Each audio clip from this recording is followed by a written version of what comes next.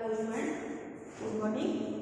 कल मैंने आपको रीडिंग कराई थी, पार्ट 1 की रीडिंग करा दी थी, कुछ पेजेस की, उसे एक्सप्लेन किया था और आज उससे आगे की रीडिंग करा दी। आगे की रीडिंग में देखिए, मैंने ये रीडिंग आपको यहाँ पर करा दी कि कोई भी उनकी जो माँ थी, लेखिका की जो माँ थी, वो अपनी सत्य बोलती थी, हमेशा सच का साथ देती थी, किसी की गोपनीय बात किसी दूसरे पर जाहिर नहीं करती थी, यानी किसी की ऐसी बात जो छुपी हुई हो, जो किसी को ना बताना चाहता हो, वो किसी दूसरे को नहीं बताती थी। इसी कारण उनको सब श्रद्धा भाव से देखते थे और उनका सम्मान करते थे। घर में सत्य बोलने के कारण और बाहर दूसरों की बात किसी से न कहने के कारण उनका घर और घर के बाहर सभी जगह सम्मान था। अब आगे आते हैं बच्चों। पहले के कारण उन्हें घर वालों का आदर मिला हुआ था, दूसरे के कारण बाहर वालों की दोस्ती, दोस्त में हमारी भी थी, माँ की भूमिका हमारे पिता बखूबी निभा देते थे। मुझे याद है बचपन में भी हमारे घर में किसी की चिट्ठी आने पर कोई उससे यह नहीं पूछता था कि उसमें क्या लिखा है, भले वह एक बहन। लेखिका का कहने का मतलब यह है कि लेखिका के परिवार में सबको अपने तरीके से जीने का अधिकार था। कोई बचपन से ही याद था कि घर में किसी के ऊपर कोई किसी का बंधन नहीं था, कोई किसी का अंकुश नहीं था, सब अपनी मर्जी के मालिक थे, कोई कैसे भी थे, कोई कुछ कहने वाला नहीं था। जैसे लेखिका ने बताया है कि भले भाई एक बहन की चिट्ठी आई हो, यानी किसी की चिट्ठी आई हो दूसरी के नाम क्यों हो और माँ यह जानने को बेहाल हो कि बीमारी से वह उभरी या नहीं। छोटे से घर में 6 बच्चों के साथ सास ससुर आदि के रहते हुए भी हर व्यक्ति को अपना निजत्व बनाए रखने की छूट। इसी निजत्व के बनाए रखने की छूट का फायदा उठाकर हम 3 बहनें और एक छोटा भाई लेखन के वाले थे। जैसे मैंने बताया आपको कि लेखिका के परिवार में सभी को अपने तरीके से जीने का अधिकार था, कोई किसी के बंधन में नहीं जीता था, सब अपनी मर्जी के मालिक थे। लेखिका 6 भाई बहन थे। जब किसी की चिट्ठी आती थी तो ये नहीं कि किसी चिट्ठी आई हो तो कोई दूसरा बोले या उसको ये फिर पता नहीं किसकी चिट्ठी आई है, या उनकी माँ को ये पता हो कि उनके बच्चे क्या कर रहे हैं, या बच्चों को ये पता हो कि उनकी माँ की तबीयत कैसे। ऐसा कुछ नहीं था उनके घर में, सब अपनी अपनी मर्जी के मालिक थे और सब अपनी मर्जी से जीते थे। लीक से जिसके अपने पूर्वजों में माँ और नानी रही होगी तो गनीमत रही, पर अपनी एक परदादी भी थी जिन्हें कतार से बाहर चलने का शौक। अब लेखिका बताती है कि नानी और लेखिका की नानी और लेखिका की माँ तो ऐसी थी नहीं, मिस वो तो लीक से हटकर चलती ही थी, पर्दा नशीन थी, सब कुछ था, लेकिन उनके परिवार में एक उनकी पर्दा भी होती थी लेखिका की। अब वो कैसी थी, वो कैसी थी, लीक से हटकर चलकर, अर्थात पुरानी धर्म परंपराओं को मानने वाली नहीं थी, वो भी अपनी मर्जी के मालिक थी और लीक से हटकर चलती थी। यानी विचार को छोड़ते थे, किसी से कोई कुछ भी विचार ग्रहण न करते थे, अपनी मर्जी से उन्हें जो उनके जी में आता था वो करती थी, लीक से हटकर चलती थी, यानी कुछ नया करने का उनके मन जो था वो चाहती थी कि कुछ नया हो। उन्होंने व्रत ले रखा था कि अगर खुदा के फजल से, फजल मीन्स अनुग्रह या दया, जैसे नीचे लिखा हुआ है अनुग्रह या दया, फजल से उनके पास कभी 2 से ज्यादा रोटियां हो जाएंगी तो वे तीसरी दान देंगे। जैन समाज में अपरिग्रह मीन्स संग्रह न करना, किसी चीज को इकट्ठा न करना, संग्रह अपरिग्रह की सनद बिरादरी बाहर की हरकत नहीं मानी जाती, इसलिए वहां तक तो ठीक था, पर उनका असली जज्बा तब देखने को मिला जब मेरी माँ पहली बार गर्भवती हुई। अब देखा अपनी दादी के बारे में, दादी के बारे में सारी बातें बता रही है। उनकी दादी कैसी थी कि उनकी जो दादी थी वो कैसी थी, यानी अधिक उनको संग्रह करने का शौक नहीं था, वस्तुओं को इकट्ठा करके दूसरों को दिए कि वो कपड़े बहुत ज्यादा इकट्ठे करेंगे, कुछ करेंगे, पैसे इकट्ठे करेंगे, कुछ और कोई, तो ऐसा लेखिका की परदादी के मन में नहीं था। उन्होंने ऐसा वक्त दे रखा था कि अगर उनके पास 2 से ज्यादा साड़ियां हो जाएंगी, 3 हो जाएंगी, तो वे इनको दान करेंगे, अर्थात 2 साड़ियां नहीं, प्रसंग रहने वाला।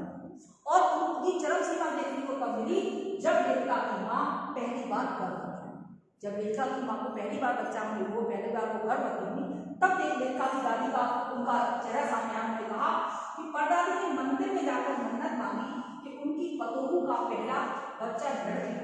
यह गैर रवायती मन्नत मांग कर भी उन्हें चैन नहीं पड़ा, यानी उन्होंने मंदिर में गई और मंदिर में जाकर उन्होंने मन्नत मांगी कि मेरी जो पतोहू के पुत्र की वधू है उसके और उसके पहले आप जो बच्चा है वो लड़की होना चाहिए, मैं लड़की मांगू। अब इतने से मन्नत मांगने के बाद भी जब उन्हें चैन नहीं पड़ा तो उन्होंने ऐलान किया। क्या ऐलान किया? उसे भगवान को अपने बीच पोषित रखने के बजाय सरेआम उनका ऐलान कर दिया। यानी उन्होंने जो अपने वरदान मांगते हैं, भगवान से कुछ मन्नत मांगते हैं, उसे छुपा कर रखती, किसी को सामने प्रकट नहीं करती। लेकिन लेखिका की दादी ने उल्टा किया। उन्होंने क्या किया? अपना जो मन्नत मांगी थी वो सबके सामने जाहिर कर दी और उन्होंने कहा कि पोशीदा रखने, पोशीदा मीन्स छुपा कर रखना। उन्होंने अपनी मन्नत को छुपा कर नहीं रखा। उन्होंने क्या किया? खुले खुले रखने की बजाय सरेआम उनका ऐलान कर दिया। लोगों के मुंह खुले के खुले थे, उनके फितूर की बात कोई वाजिब वजह ढूंढे नहीं। यानी उनकी जो वजह थी कि उन्होंने ऐसा क्यों किया है उसकी कोई वजह नहीं थी। यह भी नहीं कह सकते थे कि खानदान में पुष्पों से कन्या पैदा नहीं हुई। कोई यह भी नहीं कर सकता था कि खानदान में बहुत समय से कई पीढ़ियों से लड़की पैदा नहीं हुई, हो सकता है इस कारण हो। इसलिए माँ जी बेचारी कन्यादान के पुण्य के अभाव को पूरा करने के चक्कर में, क्योंकि पिताजी की ही नहीं दादाजी की भी बहनें मौजूद थी।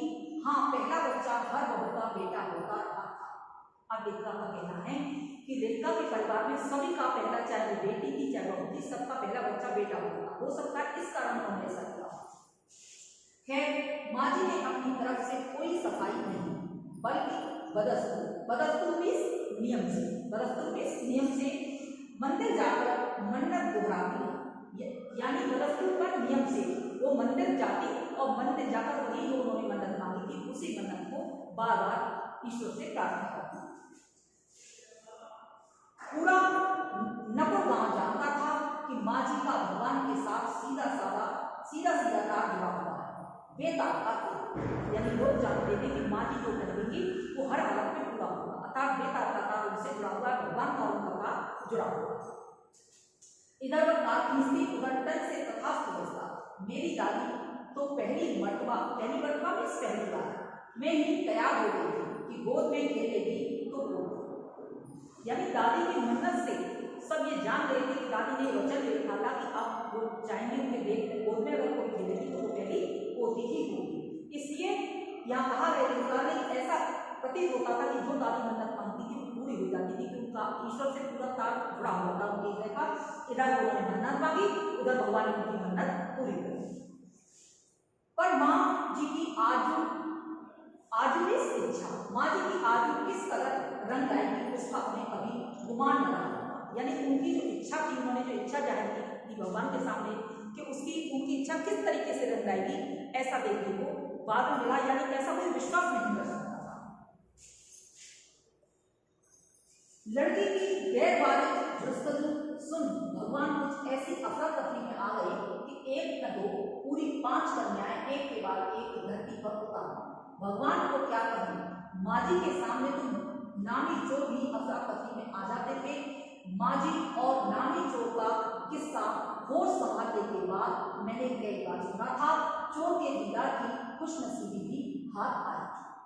अब यहाँ लेखिका ने कहा है कि लेखिका की दादी का जो ईश्वर के साथ संबंध था उसके बारे में उन्होंने ये कहा है कि लेखिका दादी की मन्नत ऐसी पूरी हुई कि 1-2 कन्याएं नहीं, पूरी 5 कन्याएं उनकी पतों होंगे पैदा हुई। यानी 5 कन्याएं लगातार लेखिका की 5 बहनें हुई। और उसके बाद भी यानी 5 कन्याएं, ये सभी जानते थे कि लेखिका की दादी एक ऐसी महिला है कि उनका ईश्वर के साथ पूरा संबंध है, बेतार का तार जुड़ा हुआ है, वो जो कहती है वही ईश्वर करता है। ये तो उन्होंने समझा। दूसरी बात, उन्होंने एक और दादी के बारे में किस्सा सुना था कि उनकी दादी ने एक चोर को सही रास्ते पर डाल दिया था। यानी कोई चोर चोरी करने आया था और वो सही रास्ते पर आकर, यानी सही रास्ते पर आकर अर्थात उसने चोरी करना छोड़ दिया था और उसने तरीके से काम करना सीख लिया था। इसके कारण दादी के अच्छे व्यवहार के कारण। अब आगे देखा बताती है, हुआ यूं था कि किसी शादी के सिलसिले में नपुर की हवेली के तमाम मर्द बारात में दूसरे गांव गए। नपुर गांव का नाम है यहाँ बच्चों। तो वो लेखिका बताती है कि एक बार की बात है कि उस नपुर गांव के सभी लोग जो मर्द लोग थे, जो आदमी थे, पहले आदमी भी बारात में जाते थे, मर्द ही जाते थे, सभी बारात में जाते थे, सभी बारात में लेके कोई भी घर में मर्द नहीं था। औरतें सज धजकर रथ चला मरा रही थी। नाच गाने और ढोलक की थाप के शोर में नामी चोर कब सैन लगाकर हवेली पहुंचा खबर नहीं। यानी सब गाने बजाने में मस्त थी औरतें, आदमी कोई था नहीं, सब बारात में गए थे। और उस हवेली में नकू गांव की जो हवेली थी, उस हवेली में जब औरतें जगह कर रही थी, पता नहीं कब कोई चोर सैन लगाकर, या पहले दीवार तोड़कर निकलना होता है, सैन लगाकर वो उस घर में घुस आया। पर चोर था बदकिस्मत, जिस कमरे में घुसा उसमें माँ जी सोई हुई थी। औरतों के शोर से बचने को वे अपना कमरा छोड़कर दूसरे में जा सोई।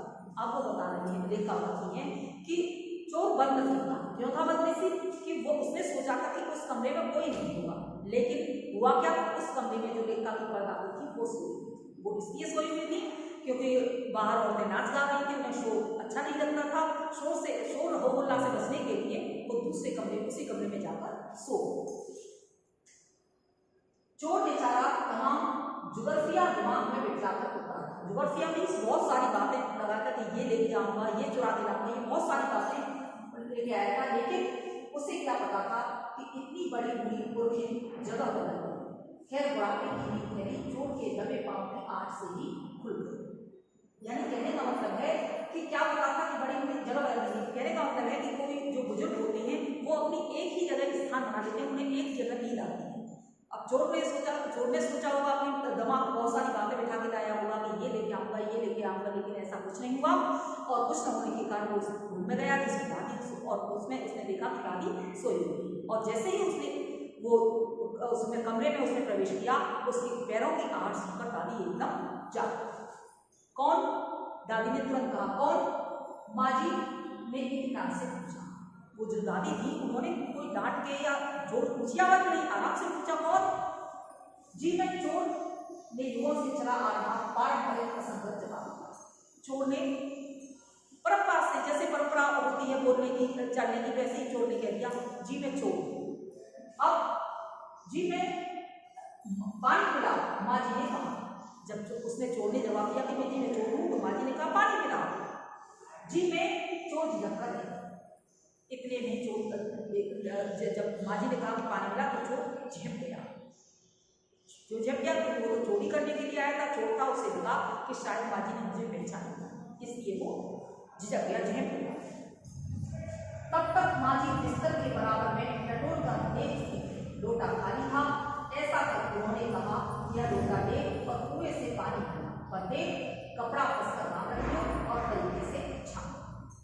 अब कितने में ही दादी ने कुछ नहीं कहा, उसने चोर कह दिया, फिर भी दादी ने कुछ नहीं। दादी ने जो आराम से उसे बुलाया, उससे कहा, अपने पास देखा, जो कि पलंग के पास लोटा रखा हुआ था वो खाली हो चुका था। दादी ने उसे बुलाया, उससे कहा, ले ये लोटा ले जा, इसे मांजना यानी साफ करना, और इसके मुंह पे कपड़ा बांध के, अच्छे से कपड़ा बांध के इसे जा और पानी भर देना। अब क्या हुआ, लोटा लिया, कुएं से पानी पियो। पहले कुएं से पानी आता था, तो जोर से दादी ने जो लोटा लिया, कहा कि लोटा ले जा और पानी भर के ला। पानी अच्छे से साफ सुथरे से लोटे को साफ करके और मुंह पे कपड़ा बांधकर उस पानी को ले लिया। अच्छा बच्चों, आगे बढ़ाती हैं आपको।